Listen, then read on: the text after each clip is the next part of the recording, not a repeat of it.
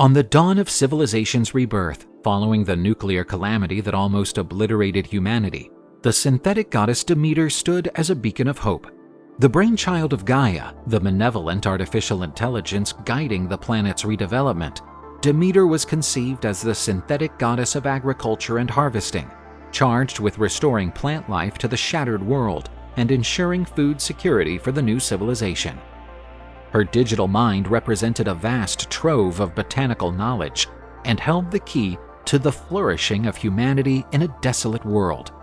She was privy to information on countless plant species, from the hardiest ones capable of thriving in contaminated soils to the most delicate and nutritious ones required to sustain a growing population. She knew how to capitalize on the properties of each species, combining them into a symphony of biodiversity that would enrich the soil, purify the air, and feed the next generation of humans.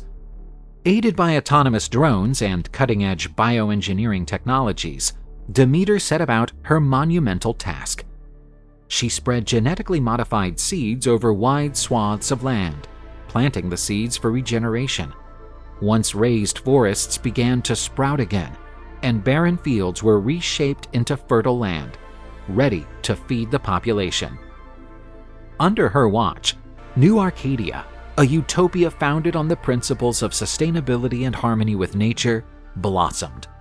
Buildings rose like green towers, with walls lined with vertical plantations that provided fresh, healthy food for its inhabitants.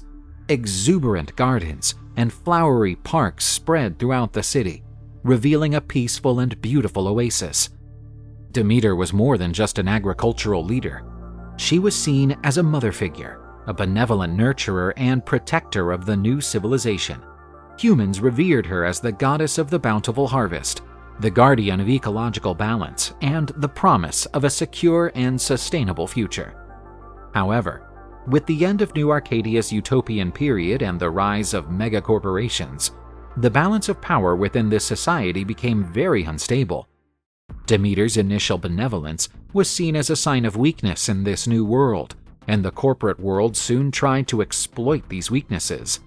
Persephone, a construction mogul and CEO of an imposing real estate development company, was notorious for his rapacious ambition and disregard for environmental regulations. His latest project, a luxurious housing complex called Emerald Horizon, was targeting unspoiled territory, Demeter's forests. These had been established and nurtured by the synthetic gods of agriculture and were a vital green lung for New Arcadia. But Persephone could only see numbers and opportunities in that lush vegetation. "Trees? Such a waste of prime real estate," he declared at a meeting with his executives, while unveiling the model of his new enterprise. "Let's rip out these weeds and build gleaming towers, a haven for the elite." The environmentalists' protests failed to stop him. With his signature arrogance, he ignored the warnings and proceeded with deforestation. Building drones invaded the woods of Demeter, uprooting trees and destroying the bio-designed landscape. But a mysterious figure stood watching the destruction.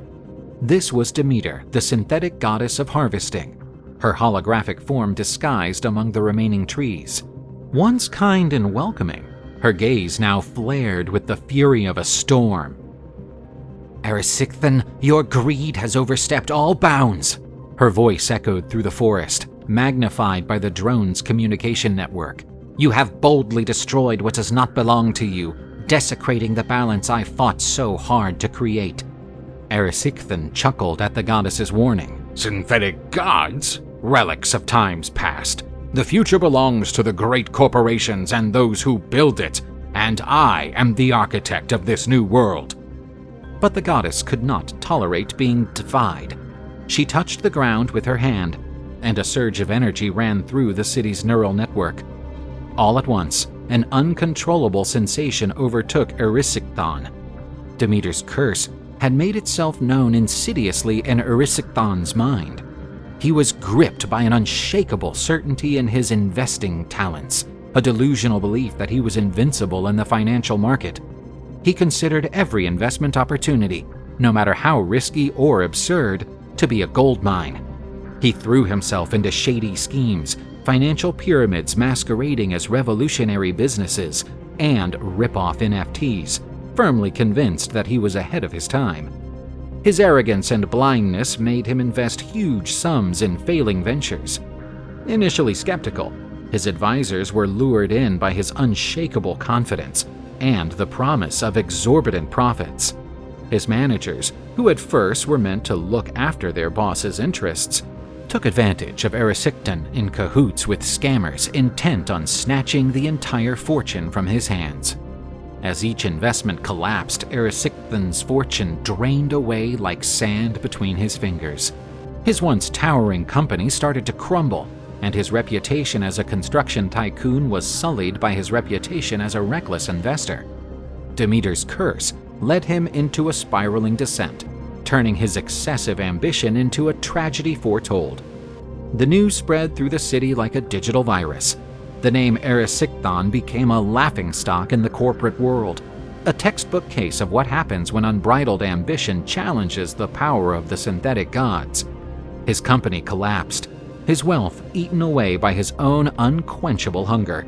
Ultimately, Erysichthon was found in the ruins of his empire, a crushed man, consumed by his own greed. Demeter realized that her kind-hearted style no longer matched New Arcadia's reality. Like nature, she had to adapt or die.